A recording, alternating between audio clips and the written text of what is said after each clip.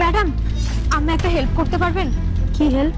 Madam, আপনি দেখতে পাচ্ছেন ওই চেয়ারের মধ্যে যে ছেলেটা বসে আছে না, ওই ছেলেটার গায়ে এই জলটাকে ফেলতে হবে, আর তার বিনিময়ে আমি আপনাকে 500 টাকা দেবো। রাজি কিনা বলুন? না না ম্যাডাম, এই কাজ আমি করতে পারবো না। আর তাছাড়া আমি এখানে কাজ করি, উনি কাস্টমার। আমি যদি ওনার গায়ে জল ফেলি, উনি তো আমার নামে কমপ্লেন করে দেবেন। ম্যাডাম, আমি রিকোয়েস্ট করছি, প্লিজ কাজটা করে দিন না, অন্তত আমার জন্য, নিজের মেয়ে হিসেবে কাজটা করে দিন। আচ্ছা ঠিক আছে। ঠিক আছে, আপনি তাহলে 500 টাকা রাখুন, যান।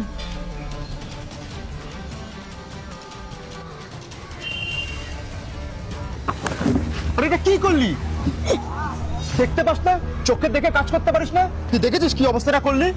আমি এখানে আমার গার্লফ্রেন্ডের সাথে দেখা করবো বলে বসে আছি সকাল থেকে, আমার প্যান্ট আমার শার্ট সবকিছু ভিজে দিলি। তোর নামে না কমপ্লেন করে তোর চাকরিটা এখান থেকে আমি ছাড়িয়ে দেবো। না না স্যার, এ কাজ করবেন না। আমি গরিব মানুষ, আমার চাকরিটা চলে গেলে খুব বিপদ হয়ে যাবে। আমি আসলে হোঁচটকে আপনার গায়ে পড়ে গেছি স্যার, দয়া করুন ক্ষমা করে দিন আমাকে। চল যা এখান থেকে। আমি এখানে আমার গার্লফ্রেন্ডের সাথে দেখা করতে এসেছি বলে তোকে ছেড়ে দিলাম, নাহলে না তোকে আজকে ভালো মতন করে বুঝিয়ে দিতাম। ফট।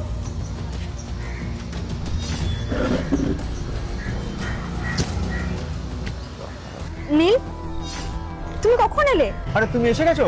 আমি তো সে কখন থেকে বসে আছি। আচ্ছা বসো বসো। হ্যাঁ, তা বলো, আমার বাবা মা বলছিল তুমি আমার সাথে কিছু একটা কথা বলতে চাও।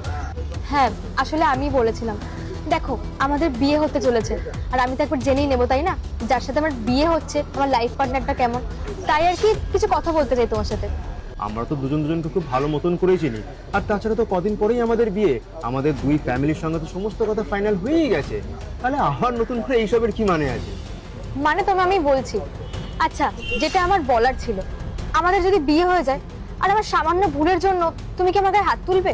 মানে আমি তোমার গায়ে কেন হাত তুলতে যাব? আমি তোমার কথা ভালোবাসি। না, আমি একটু আগে নিজের চোখেই দেখলাম যে ওয়েটারটা সামান্য ভুলের জন্য তুমি ওকে একটা থাপ্পড় মারলে।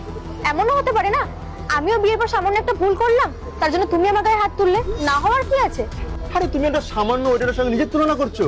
আরে আমি তোমাকে কখনো মারতে পারি? এতই দেখছো ভিজে বসে আছে, ওই ওয়েটারটা এসে পুরো জামা প্যান্ট ভিজে এক করে দিয়েছে, তুমি অসময়ে ডেকে এখানে বস করে রেখে দিয়েছো। এখন এই হেয়ালিপনার মতো কথার কি মানে আছে বলো তো?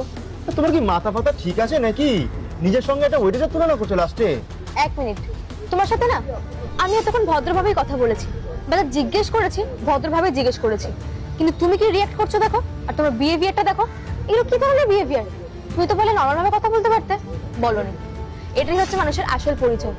আরে উনি তোমার মায়ের বয়সী একজন, আর তুমি ওনার গায়ে হাত তুলেছো। উনি তো ইচ্ছা করে তোমার গায়ে জলটা ফেলেনি, উনি আসতে যাচ্ছিল ভুলবশত পড়ে গেছে,